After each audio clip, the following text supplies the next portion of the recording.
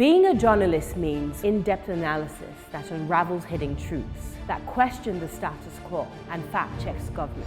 These criminal elements hiding under the cloak of surveillance contractors are the APC elements. Do you have facts to prove that? Being a journalist means waking up every day with a burning desire for peace, equity, and justice for all citizens.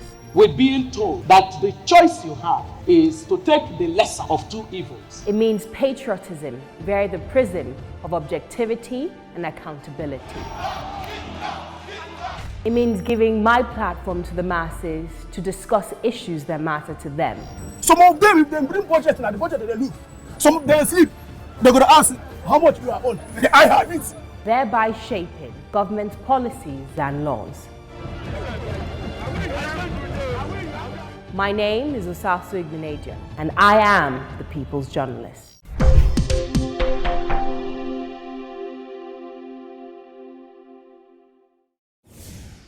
Hello everyone, welcome to today's episode of the Osasu Show. I am delighted to be reporting to you from the headquarters of TOS Network, located in Abuja, Nigeria's federal capital. 60 years ago, October 1st to be precise, 1960, Nigeria gained her independence. 6 decades after, how has being a sovereign state impacted the lives of the ordinary Nigerian citizen? Also, what are the larger implications of Nigeria's independence on the rest of Africa? We'll go into the streets to hear directly from your mouths right after this short break.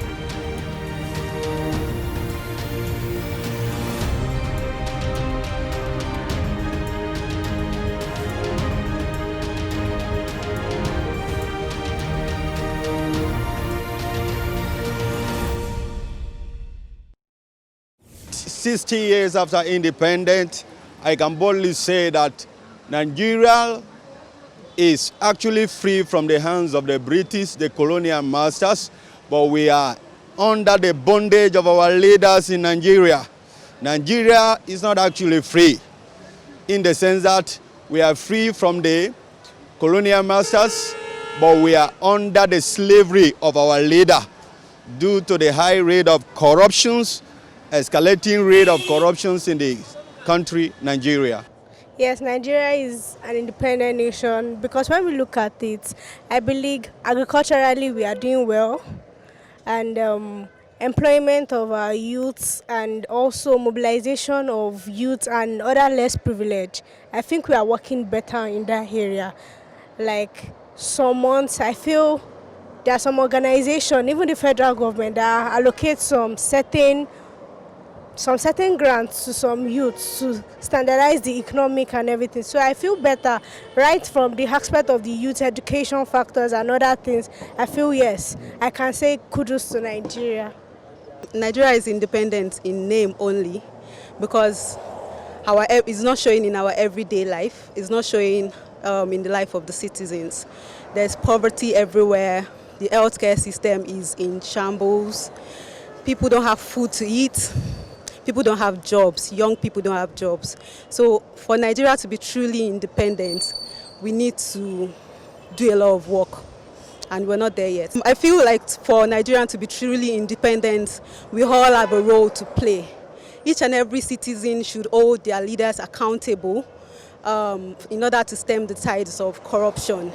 For now, we are partially independent, and the reasons are not far-fetched. One, colonial masters have given us the independence, though we are celebrating the independence, but looking at it critically, we are not yet fully independent.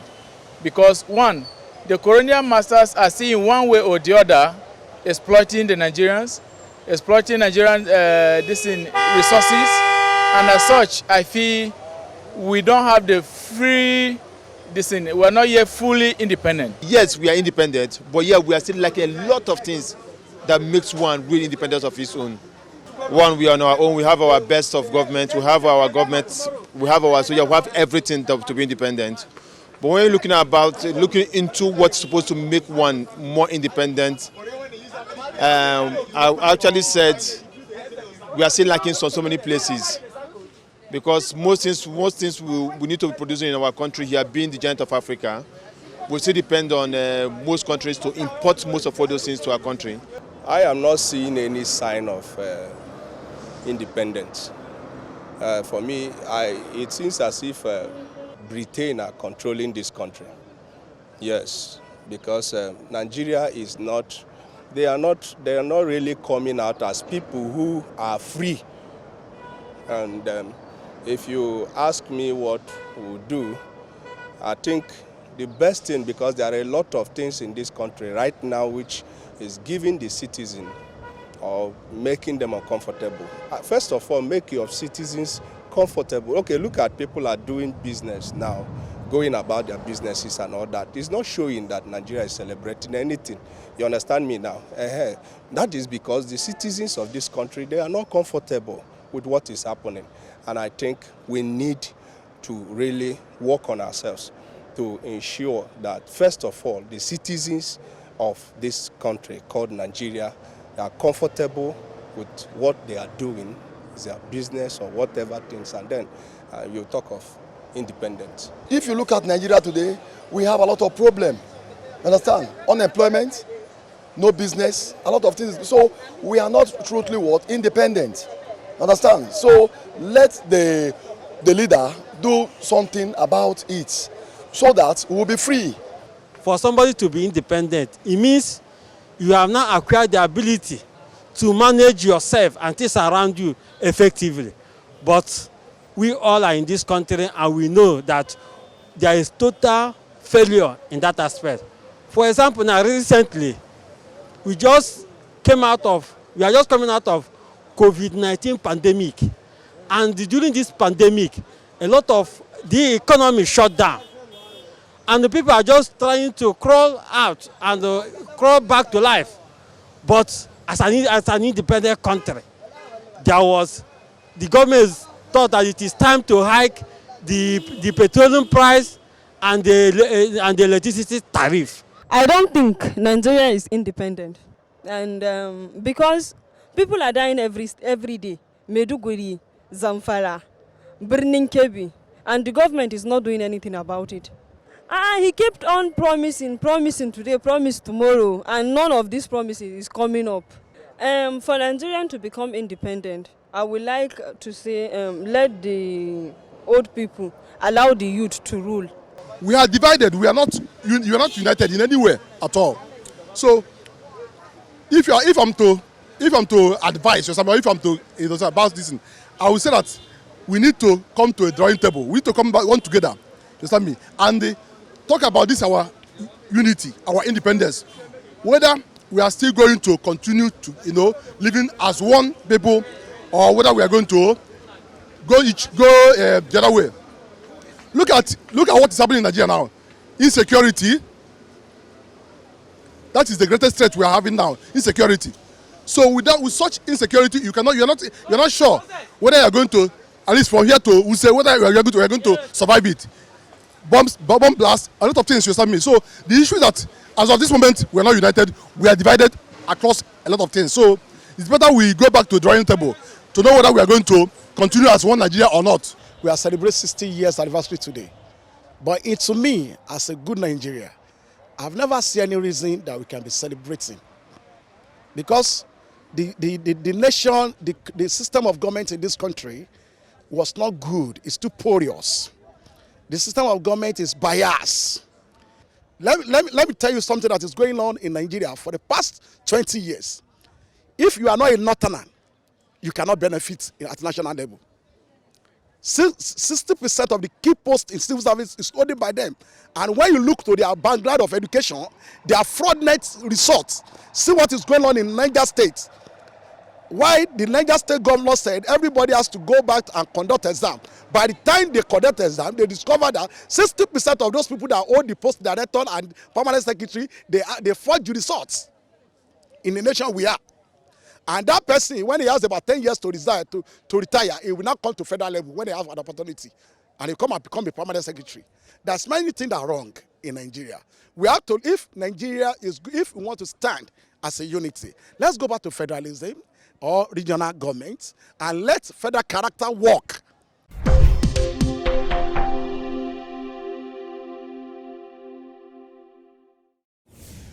Welcome back. You've heard from everyday Nigerians. Now let us dissect the larger implications of Africa's independence. What was the vision of our founding fathers and mothers? Have we been able to attain it? Here are the thoughts of foremost Pan-Africanist PLO Lumumba. That the entire struggle for independence in the early 1950s, culminating in the independence of Ghana, was informed by the realization and recognition that our long-term interest demanded that we take charge of our affairs. We had been brutalized prior to that through slavery, brutalized through colonization, and brutalized subsequently by neo-colonialism and imperialism. And that is why on the occasion of the independence of Ghana, the first president of Ghana, the Osagyefo Kwame Nkrumah, was as eloquent as he was passionate on that 6th day of March 1957 in saying, the independence of Ghana means nothing if the rest of Africa is not free. That was the clarion call. And it's instructive that when he convened a meeting in 1958 in Accra, Ghana, he repeated the same thing. And when in 1961, he also convened a meeting with King Hassan of Morocco in Casablanca, Morocco, he repeated the same thing. That was the first opportunity, and it was recognized by all the leaders at that time. And it becomes necessary to mention some of these leaders.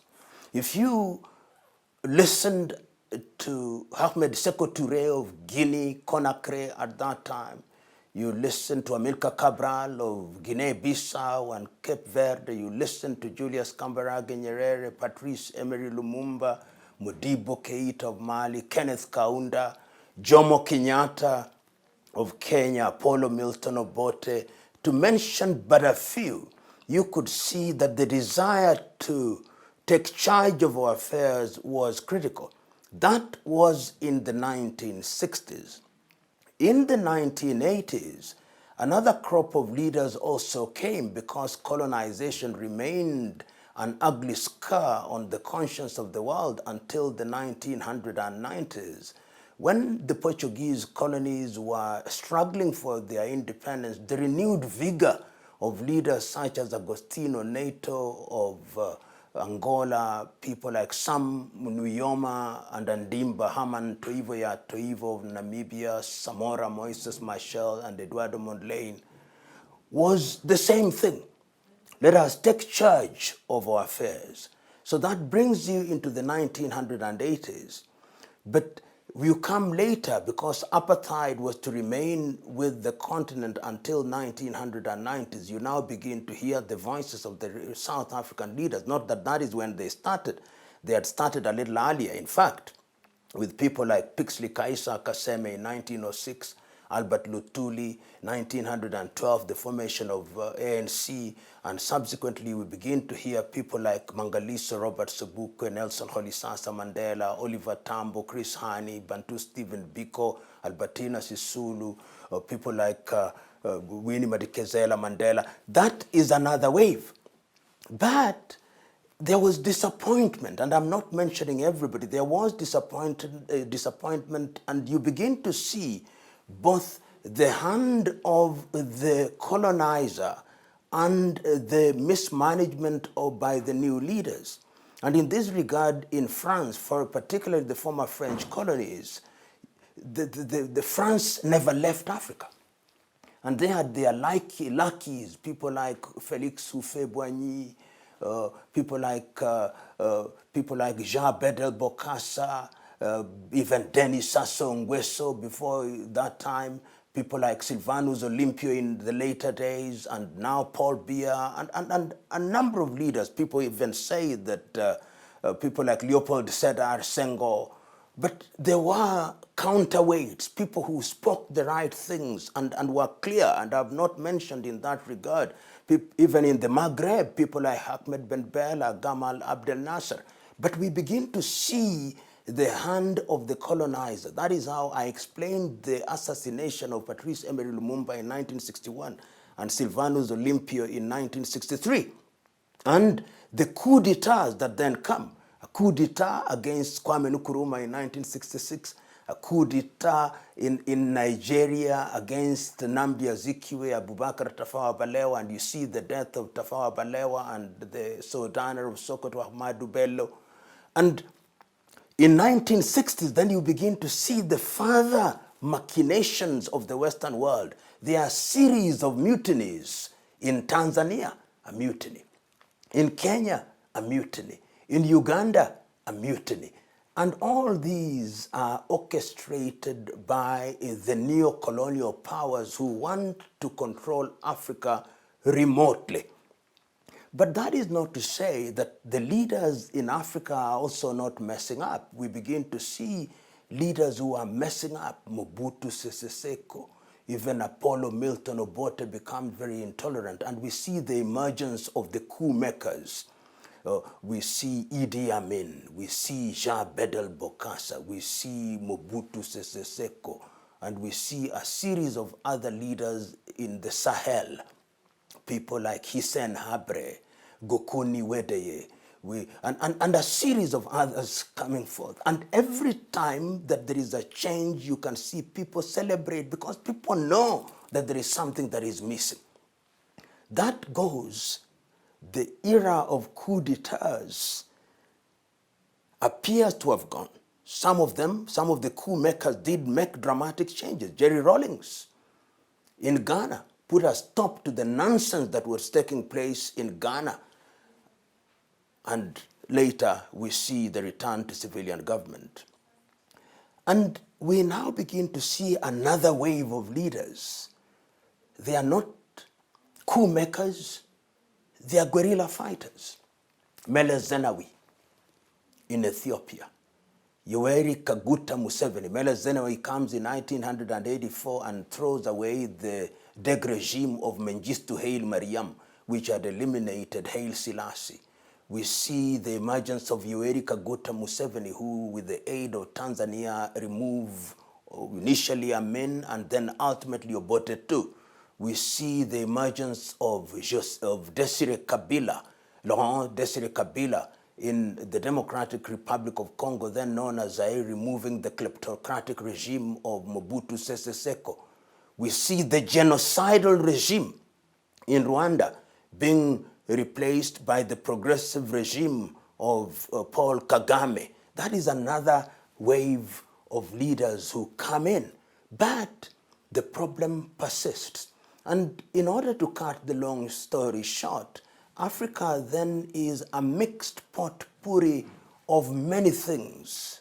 She is a victim of continued manipulation, diabolical machinations of the erstwhile colonial powers such as France, such as Portugal, the United Kingdom, Belgium, and the new power wielders like the United States of America, and a little bit more recently, China. All of them think, and of course the Soviet Union at a certain time during the bipolar world was also involved. And because these individuals who are in positions of power are guaranteed by the foreign powers, they then abuse their offices. And Chinua Achebe, writing in 1983 in his book, The Trouble with Nigeria, speaking specifically about Nigeria, but he could well have been speaking about Africa, says that the problem of Africa is simply and squarely a problem of leadership. But I want to add something that the great Chinua did not say, that it is also a problem of followership. Because in many African countries, the population is hypnotized by what I call low voltage ethnic warlords, who, because they are intellectually and ideologically bankrupt, mobilize people on the basis of their ethnicity. And therefore we have what you'll permit me to call ethnic jingoism as being the prime mover in decision making. So while in the 1960s, for good reason, great leaders such as Kenneth Kaunda, Julius Kambarage Nyerere, the Osagyefo Kwame Nkrumah had an explanation for the one-party state as a basis of uniting the people. After the collapse of the Berlin Wall and the collapse of the Soviet Union in 1989, we now see the conceptual West, and I'm using the word conceptual West very deliberately to mean Europe, to mean the United States of America, and to mean Australia, the conceptual West, now dictate to us and tell us the only way in which you can conduct your affairs is to have something called democracy.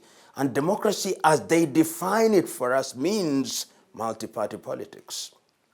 It means that you must have periodic elections with limited terms for the president. It means that you must have a free press. It means that you must have the civil society. I have no quarrel with those. Indeed, African societies, some of them before the advent of colonization, were democratic in their own unique way. People participated. Because simply put, from where I sit, democracy is about people participation.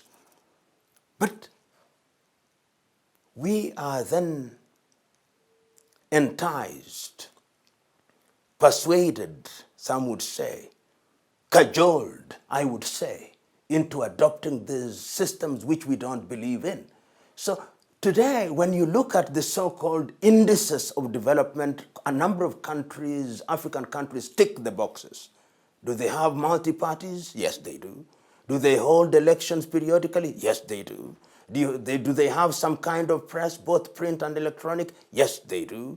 Do they have term limits for the president? In some countries, they do.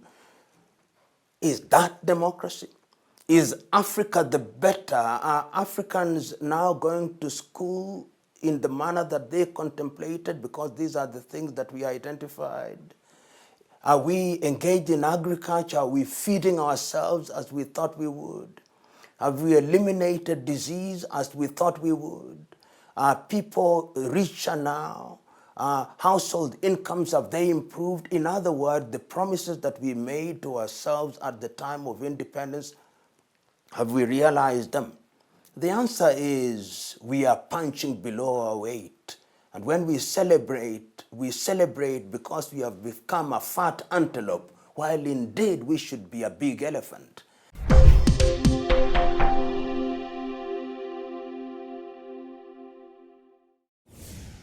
Clearly, we still have a long way to go to be truly independent as a people. The conversation never ends here. At TOS Network, we pride ourselves in being a 24/7 digital-first community invested in the principles of Africa's cultural, economic, scientific, and political restoration. So continue the conversation with us on our website, www.tostvnetwork.com, where you could also read news on sustainable development and current affairs across Africa. Also follow us on social media to participate actively at TOS TV Network, at The Osasu Show, and at Osasu Igbinedion on Instagram, Facebook, and Twitter. I'll see you same time, same place here in our studios next week. And until then, take very good care of yourself. God bless you. TOS TV Network mobile app is now available. You can now catch up on our breaking news, stream our programs live, watch out for the latest update on sports and politics as they unfold. You can also get notifications for our upcoming programs and events. All these on our TOS TV Network mobile app, available on Apple Store and Google Play Store. TOS TV News from Africa by Africans.